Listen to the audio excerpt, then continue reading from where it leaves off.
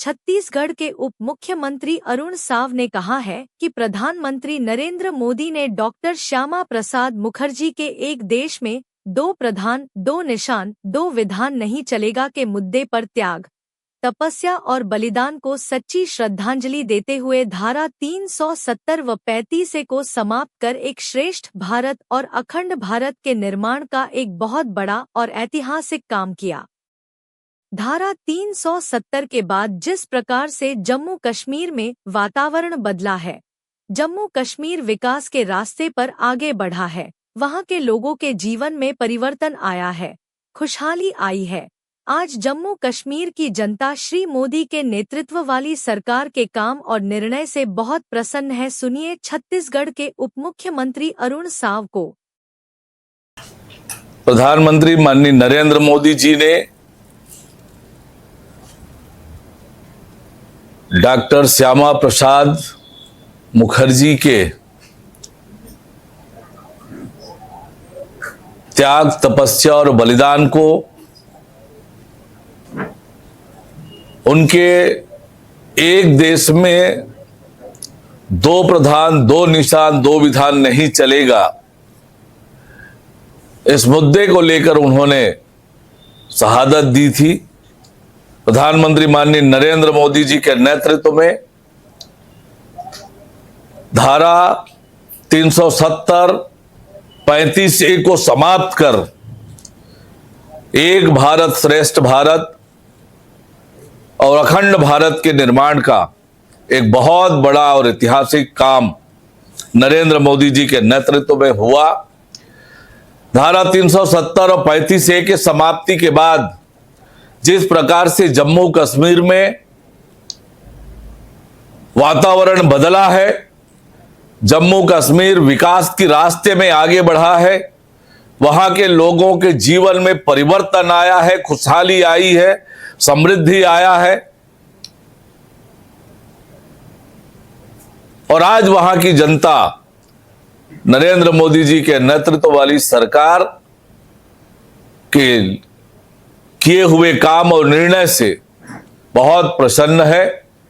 पर आज जिस प्रकार से चुनाव की दृष्टि से नेशनल कॉन्फ्रेंस से कांग्रेस पार्टी ने जो गठबंधन किया है, आज कांग्रेस पार्टी को जवाब देना पड़ेगा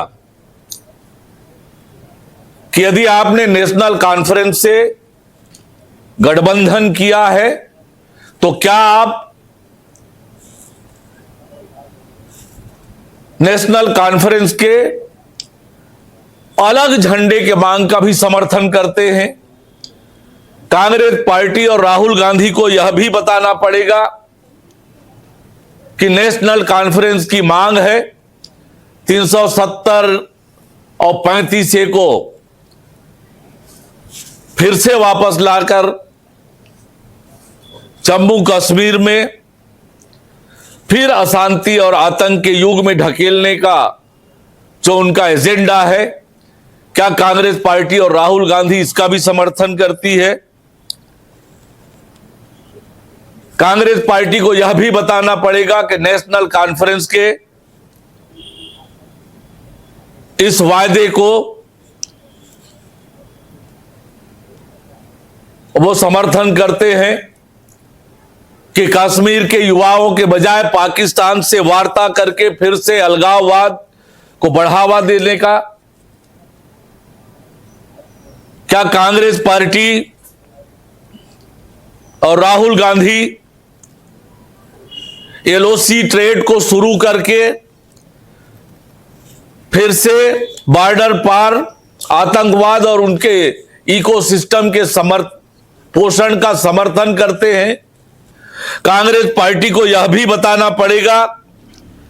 कि आतंकवाद और पत्थरबाजी की घटनाओं में शामिल लोगों को, परिजनों को फिर से नौकरी में बहाल कर आतंकवाद, दहशतगर्दी और बंद को फिर से कश्मीर में लाना चाहते हैं।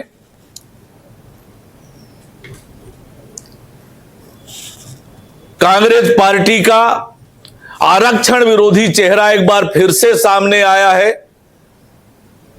कि आज 370-35 से समाप्त होने के बाद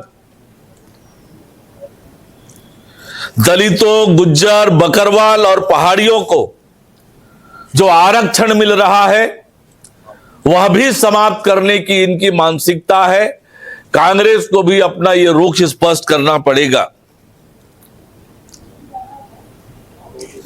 जम्मू कश्मीर की अर्थव्यवस्था को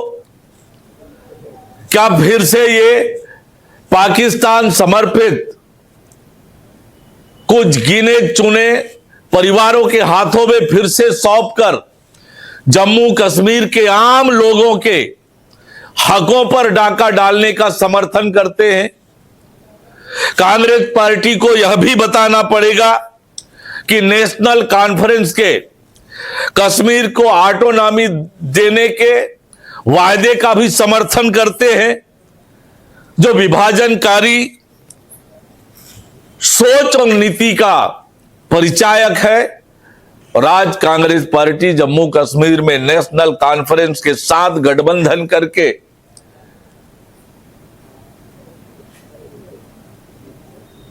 फिर से जम्मू कश्मीर को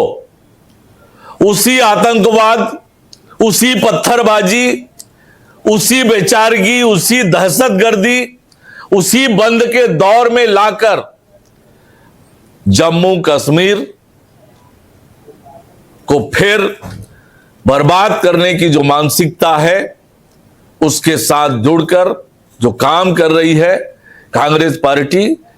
ये देश की जनता और जम्मू कश्मीर की जनता के सामने कांग्रेस पार्टी को स्पष्ट करना पड़ेगा।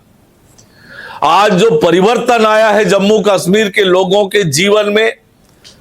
वहां पर जो शांति बहाली हुई है, वहां के नौजवानों के सपनों पर पंख लगे हैं, लोगों को जो रोजगार मिला है, एक बार नेशनल कॉन्फ्रेंस के साथ गठबंधन करके कांग्रेस पार्टी ने अपनी स्थिति स्पष्ट करना चाहिए कि क्या फिर से वही जम्मू कश्मीर ये बनाना चाहते हैं।